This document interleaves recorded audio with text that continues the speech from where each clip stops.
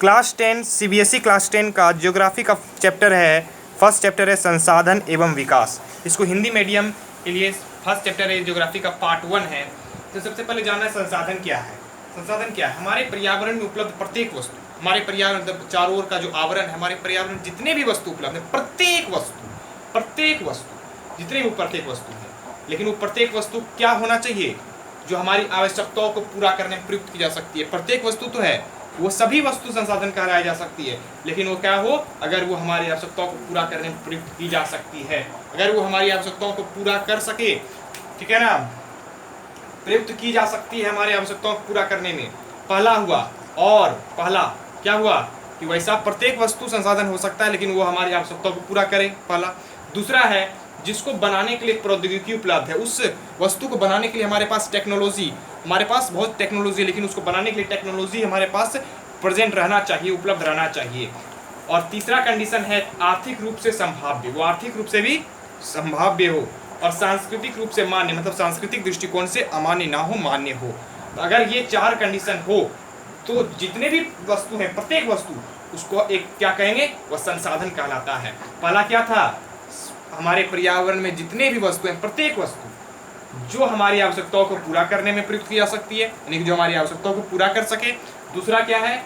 उसको बनाने के लिए हमारे पास टेक्नोलॉजी उपलब्ध हो, प्रौद्योगिकी उपलब्ध हो।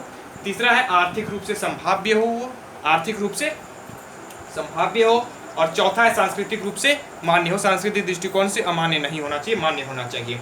तो अगर ऐसा हो तो जितने भी वस्तु है उसको हम क्या कहेंगे? संसाधन कहेंगे। इसलिए डिफिनेशन है हमारे पर्यावरण में उपलब्ध प्रत्येक वस्तु जो हमारे आवश्यकताओं को पूरा करने में प्रयुक्त की जा सकती है, और जिसको बनाने के लिए प्रौद्योगिकी उपलब्ध है, जो आर्थिक रूप से संभाव्य और सांस्कृतिक रूप से मान्य है, संसाधन कहलाता है। अब जो टॉपिक पढ़ना है वो है प्रकृति, प्रौद्योगिकी और संस्थाओं के मध्य अंतर संबंध। प्रकृति और प्रौद्योगिकी। प्रकृति जानना है, प्रकृति और प्रौद्योगिकी मतलब टेक्नोलॉजी, और संस्थाओं का जो निर्माण किया जाता है, उस संस्थाओं के बीच में अंतर संबंध को समझना है। अंतर संबंध में क्या है कि पर्यावरण में जितने भी उपलब्ध है, पर्यावरण जितने भी वस्तुएं उपलब्ध हैं, मानव भी एक पर्यावरण है, इसकी चर्चा करेंगे, लेकिन पर्यावरण में उपलब्ध जैसे पेड़ पौधे, भूमि है, वायु है, जल है, खनिज है, संपदा है, जितने भी पर्यावरण में उपलब्ध, वो सभी प्रचुर मात्रा में, अधिक से अधिक मात्रा में उपलब्ध हैं।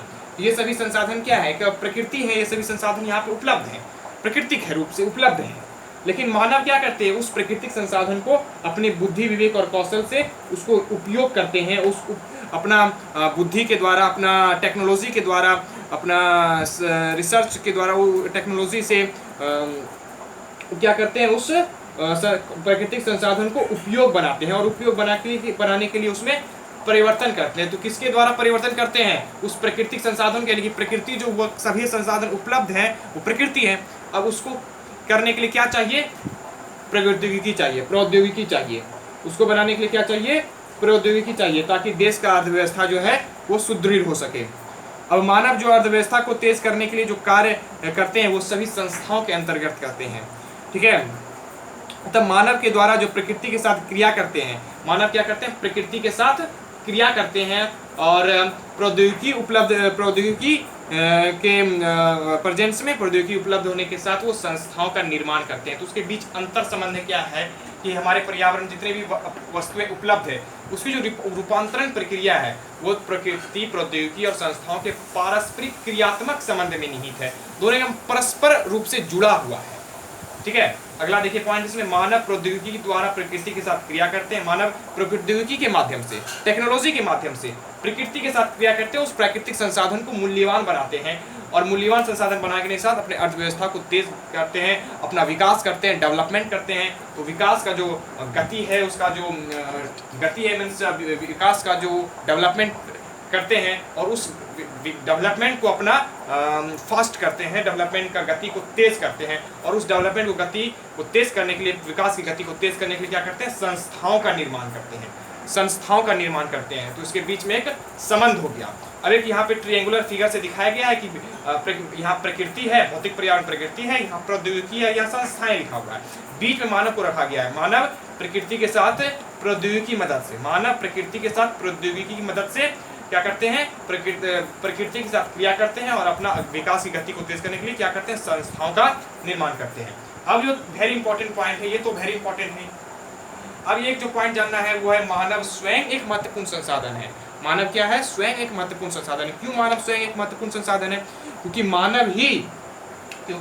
मानव ही उस प्राकृतिक संसाधन का भी पढ़ा ना, प्राकृतिक संसाधन को क्या करते हैं? प्रौद्योगिकी की मदद से संस्थाओं का निर्माण करते हैं। तो मानव ही ना उस प्राकृतिक संसाधन को मूल्यवान संसाधन में परिवर्तित करते हैं। वो पर्यावरण में पाए जाने वाले जितने भी पदार्थ हैं, पर्यावरण में पाए जाने वाले जितने भी पदार्थ हैं, उस पदार्थ को, उस संसाधन को, उस प्राकृतिक संसाधन को मूल्यवान संसाधनों में परिवर्तित कौन करते हैं? मानव करते हैं। और उस संसाधन का उपयोग भी मानव ही करते हैं। इसलिए मानव क्या है? एक महत्वपूर्ण संसाधन है। संसाधन जो है मानवीय क्रियाओं का ही परिणाम है। मानव क्रिया करते हैं और उसी का परिणाम में संसाधन बना है, मूल्यवान संसाधन। आज हम लोग देखते हैं जितनी भी चीजें घर में डे टू डे लाइफ में यूज करते हैं, वो सभी क्या है? मानव के द्वारा ही बना है। मानव ही संसाधन को मूल्यवान बनाते हैं और उस संसाधन का उपयोग भी मानव ही करते हैं। यानी कि मानव के कौशल के द्वारा, मानव के डेवलपमेंट से, उसके टेक्नोलॉजी से, उसके प्रौद्योगिकी की मदद से क्या हुआ है? विकास हुआ है, डेवलपमेंट हुआ है। तो प्रकृति ने सभी संस्थाओं को सृजित करके, प्रकृति में जितने भी संस्थाएं उपलब्ध है प्रदत्त सभी संसाधनों को सृजित करते हैं, इकट्ठा करते हैं और उसमें बुद्धि, विवेक, कौशल के द्वारा क्या करते हैं? मानव की महत्ता और उसकी मानव की महत्ता से ही सभी प्रकार की वस्तुओं का निर्माण हुआ है। अतः हम क्या कह सकते हैं कि मानव एक महत्वपूर्ण संसाधन है। ठीक है, ये हो गया आपका फर्स्ट में इंट्रोडक्शन। अब नेक्स्ट में हम देखेंगे संसाधनों का वर्गीकरण किस आधार पर किया जा सकता है। संसाधनों का वर्गीकरण जो है मुख्य रूप से 4 आधारों पर किया जा सकता है। पहला है उत्पत्ति के आधार पर। उत्पत्ति के आधार पर 2 तरह के संसाधन बनाए गए हैं, जैव संसाधन और अजैव संसाधन। समाप्यता के आधार पर, यानी कि समाप्त होने के आधार पर बनाया गया समाप्यता। 2 संसाधन है उसके आधार पे, नवीकरणीय संसाधन और नवीकरणीय संसाधन। इसको डिटेल से पढ़ेंगे, नवीकरणीय संसाधन और सभी को। अभी पहले वर्गीकरण देख लीजिए। अगला है स्वामित्व के आधार पर। स्वामित्व के आधार पर मतलब व्यक्तिगत संसाधन, सामुदायिक संसाधन। व्यक्तिगत मतलब जो पर्सनल है, सामुदायिक मतलब पूरा समाज का है, सामुदायिक रूप से सबके लिए। राष्ट्रीय मतलब नेशनल लेवल संसाधन और अंतर्राष्ट्रीय मतलब इंटरनेशनल लेवल संसाधन। तो ये स्वामित्व के आधार पर 4 तरह के संसाधन हो गए। विकास के स्तर के आधार पर, विकास का स्तर के आधार पर, हम विकास कर रहे हैं उसका जो स्तर है उसके आधार पर संभावी, विकसित भंडार, संभावी, विकसित भंडार और संचित कोष। ये कितने तरह के? 4 तरह के संसाधन यहाँ पे है, संभावी, विकसित संसाधन और भंडार और संचित कोष। तो विकास के स्तर पे भी 4 आधार के 4 तरह के संसाधन है। संसाधनों का वर्गीकरण इस आधार पे किया जाता है। इसको आप पॉज करके लिख लीजिए। अब हम लोग बात करेंगे संसाधनों के वर्गीकरण को कैसे हम टेबुलर फॉर्म में दर्शा सकते हैं। संसाधनों का वर्गीकरण, संसाधनों के वर्गीकरण में हम लोग देखते हैं यहाँ पे संसाधन है, उस संसाधन को मुख्य रूप से 2 भागों में बांटा गया है, एक प्राकृतिक, एक मानवीय। एक प्राकृतिक, एक मानवीय, 2 संसाधन में बांटा गया है। संसाधनों का ये वर्गीकरण किया गया है। और अब प्राकृतिक में देखिए, प्राकृतिक में है 2 संसाधन बांटा गया है, नवीकरण योग्य संसाधन और अनवीकरण योग्य संसाधन। नवीकरण योग्य संसाधन अर्थात नवीकरणीय संसाधन और अनवीकरण योग्य संसाधन अर्थात अनवीकरणीय संसाधन। नवीकरण संसाधन में भी 2 प्रकार के संसाधन किए गए हैं। एक है सतत अथवा प्रवाह। सतत अथवा प्रवाह, सतत अथवा प्रवाह अर्थात पवन, जल जो भी संसाधन आते हैं वो सतत अथवा प्रवाह के अंतर्गत आते हैं, सतत संसाधन या प्रवाह संसाधन कह सकते हैं। और नवीकरण योग्य संसाधन में जो दूसरा संसाधन वर्गीकरण किया गया है वह है जैव संसाधन। जैव संसाधन मतलब जीव मंडल से संबंधित। इसमें क्या होते हैं? जीवन व्याप्त होते हैं। इसमें जीवन व्याप्त होते हैं, ये सजीव संसाधन है।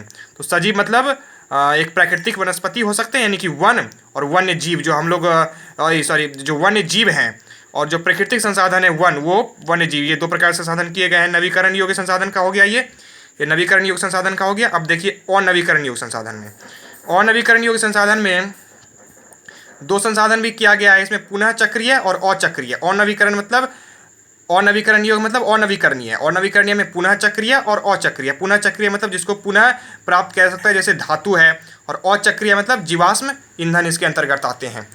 तो ये हो गया संसाधन का वर्गीकरण प्राकृतिक आधार पे, प्राकृतिक संसाधन के रूप में। दूसरा देखिए मानवीय संसाधन।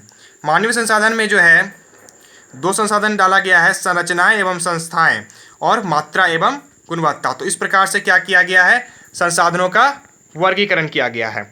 अब जितने भी संसाधन हमने आधार पर देखा था, जैव, अजैव, उस सब की डिटेल से चर्चा करते हैं। हमने 4 आधार देखा, चारों आधार के सभी संसाधन को डिटेल से पढ़ना है। उत्पत्ति के आधार पर पहला संसाधन था जैव संसाधन। जैव संसाधन मतलब जो जिसमें जीवन व्याप्त होता है, उनकी प्राप्ति जो है जीव मंडल से होती है। जीव मंडल मतलब जीवन उसमें व्याप्त होता है, वो सर्जीव संसाधन होते हैं। सर्जीव जिसमें जीवन व्याप्त होता है।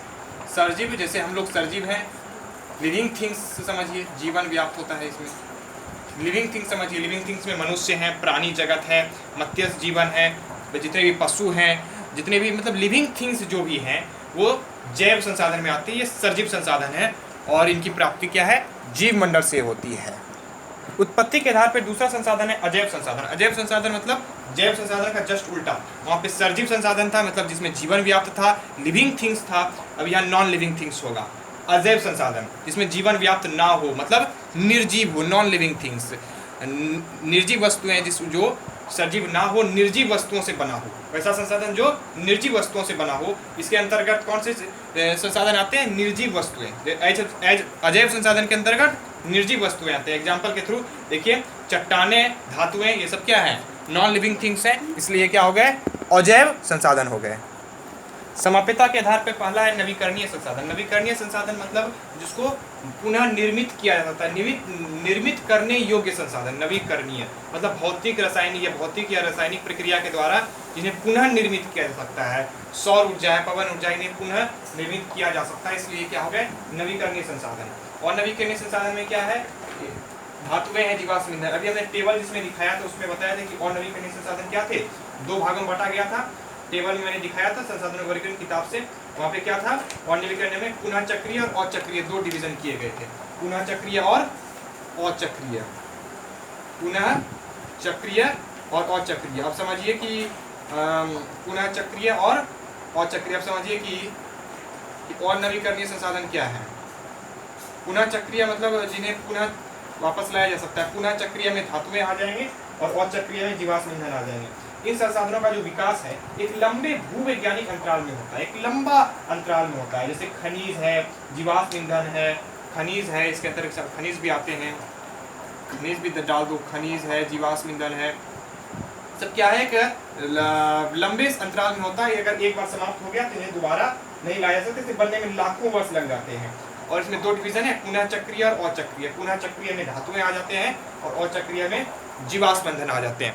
नवीकरणीय और अनवीकरणीय समझ गए। नवीकरणीय मतलब क्या हुआ, जिन्हें पुनः निर्मित किया जा सकता है, लेकिन अनवीकरणीय जिन्हें पुनः निर्मित नहीं किया जा सकता, एक लंबे अंतराल में बनता है। और इसमें 2 डिवीजन है, पुनः चक्रीय और अचक्रीय। स्वामित्व के आधार पे 4 डिवीजन है, जिसमें पहला है व्यक्तिगत संसाधन।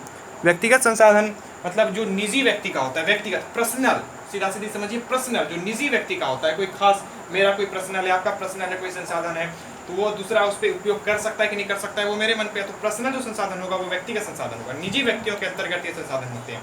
जैसे घर आप पर्सनल होता है, उसमें आपका मन होगा दूसरे को रखिएगा नहीं रखिएगा, तो ये पर्सनल होगा घर। भूखंड मतलब कोई क्षेत्र का टुकड़ा, कोई खेत कह सकते हैं। तालाब अपना पर्सनल भी हो सकता है लेकिन पर्सनल नहीं भी हो सकता है, तो ये व्यक्तिगत संसाधन तालाब भी हो सकता है। अगर तालाब में लोगों का तालाब पर्सनल भी होता है लेकिन कोई समुदाय का भी होता है, तो जो पर्सनल तालाब होगा वो व्यक्तिगत में आएगा।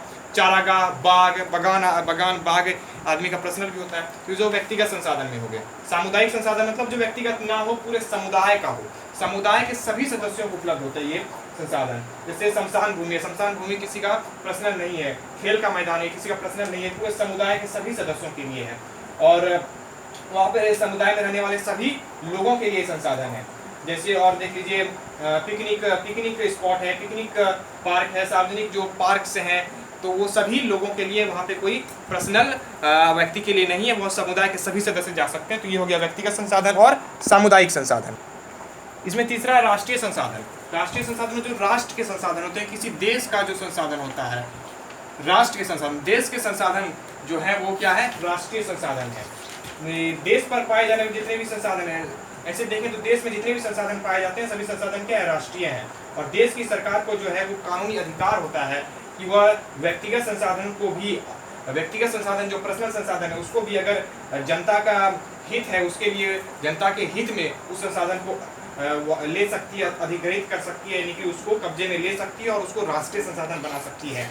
ठीक है ना।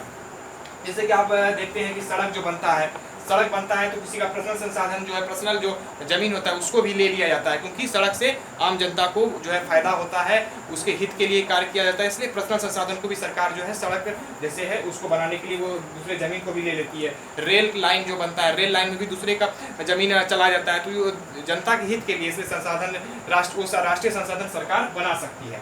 ठीक है। शहरी विकास में प्राधिकरणों को सरकार ने भूमि अधिग्रहण का अधिकार दिया हुआ है।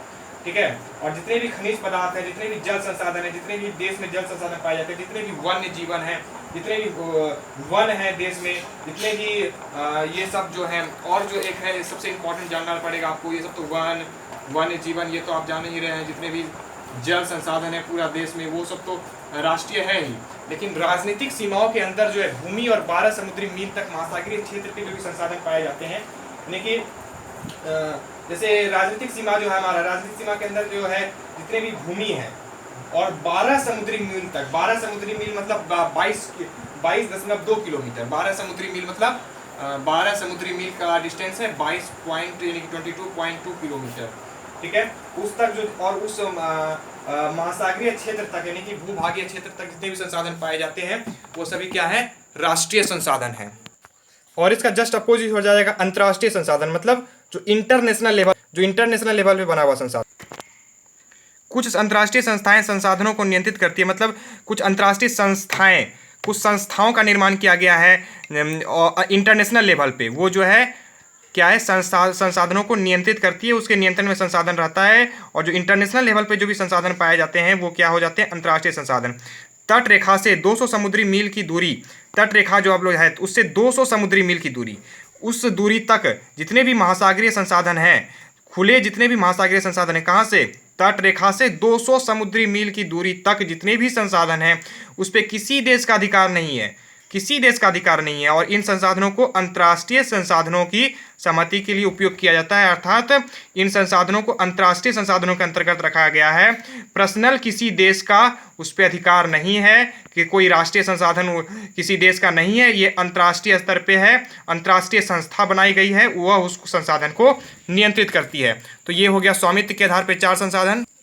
विकास के स्तर पे भी पहला संसाधन है संभावी संसाधन। संभावी संसाधन मतलब वैसे संसाधन जो किसी प्रदेश में विद्यमान होते हैं, मतलब किसी क्षेत्र में वहाँ पे प्रेजेंट होते हैं और उनका उपयोग जो है अभी तक किया नहीं गया है, उपयोग किया नहीं गया है। जैसे भारत के जो पश्चिमी भाग हैं, भारत के पश्चिमी भाग जैसे कि राजस्थान हुआ, गुजरात हुआ, वहाँ पे पवन ऊर्जा है, सौर ऊर्जा है, वो संसाधन पूरा वहाँ पे संसाधन अपार संभावना है, वहाँ पे रहने की पूरी चांसेस हैं। किसका, पवन ऊर्जा का, सौर ऊर्जा का, कहाँ, राजस्थान और गुजरात में। लेकिन उसका अभी तक सही ढंग से विकास ही नहीं हो पाया है, वो संभावी संसाधन हो गए, विकास के स्तर के आधार पर पहला संसाधन था।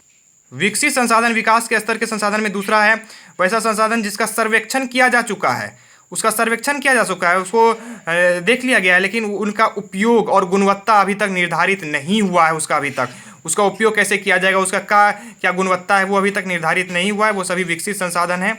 जैसे संसाधनों का विकास प्रौद्योगिकी की संभाव्यता के स्तर पर निर्भर करता है। संसाधन का जो विकास है वो प्रौद्योगिकी, जो टेक्नोलॉजी और उसकी संभाव्यता, उसके स्तर पे जो है उसका विकास निर्धारित करता है। ये क्या है, विकसित संसाधन जिसका सर्वेक्षण किया जा चुका है, लेकिन उसकी उपयोग और गुणवत्ता अभी तक मात्रा निर्धारित नहीं हुई है, कितना गुणवत्ता का मात्रा है। ये हो गए विकसित संसाधन। भंडार में क्या है, पर्यावरण में उपलब्ध सभी पदार्थ जो मानव की आवश्यकताओं को पूर्ति कर सकता है, लेकिन उस भंडार में उपलब्ध सभी संसाधन हैं, प्रौद्योगिकी है, टेक्नोलॉजी है जो मनुष्य के पहुंच तक बाहर है, वो भंडार में शामिल है। जैसे वाटर हम लोग जानते हैं H2 और O2 से बनता है, हाइड्रोजन और ऑक्सीजन से वाटर बनता है, लेकिन हाइड्रोजन क्या है, ऊर्जा का, हीट का, एनर्जी का मुख्य स्रोत है, लेकिन इसका अभी तक उपयोग हमारे पास नहीं हुआ है क्योंकि टेक्नोलॉजी हमारे पास उपलब्ध नहीं है, सिर्फ भंडार हैं ये सब। संचित कोष ये संसाधन जिसमें भंडार का ही एक हिस्सा है, इसे तकनीकी ज्ञान की सहायता से प्रयोग में लाया जा सकता है, लेकिन अभी प्रयोग में लाया जा सकता है, अभी प्रयोग प्रारंभ हुआ नहीं है, भविष्य में कभी प्रयोग प्रारंभ हो सकता है। जैसे नदियों का जो जल है उसको इलेक्ट्रिसिटी पैदा करने में प्रयुक्त किया जा सकता है, विद्युत पैदा करने में किया जा सकता है, लेकिन अभी जो प्रेजेंट टाइम है इसके लिए उसका उपयोग नहीं हो रहा है। ये जो है संचित कोष संसाधन है। तो इस प्रकार के संसाधन का प्रकार हो गया। इसमें हम इस वीडियो में प्रकार पे बात किए, नेक्स्ट वीडियो में हम संसाधन, ये आपका संसाधन खत्म हो गया। जैसा कि हम लोग देखे थे कि संसाधन और विकास हमको पढ़ना था, यहाँ देखिए संसाधन हम लोग पढ़ लिए, अब संसाधन का विकास नेक्स्ट चैप्टर में, नेक्स्ट पार्ट में पढ़ेंगे। Thanks for watching this video.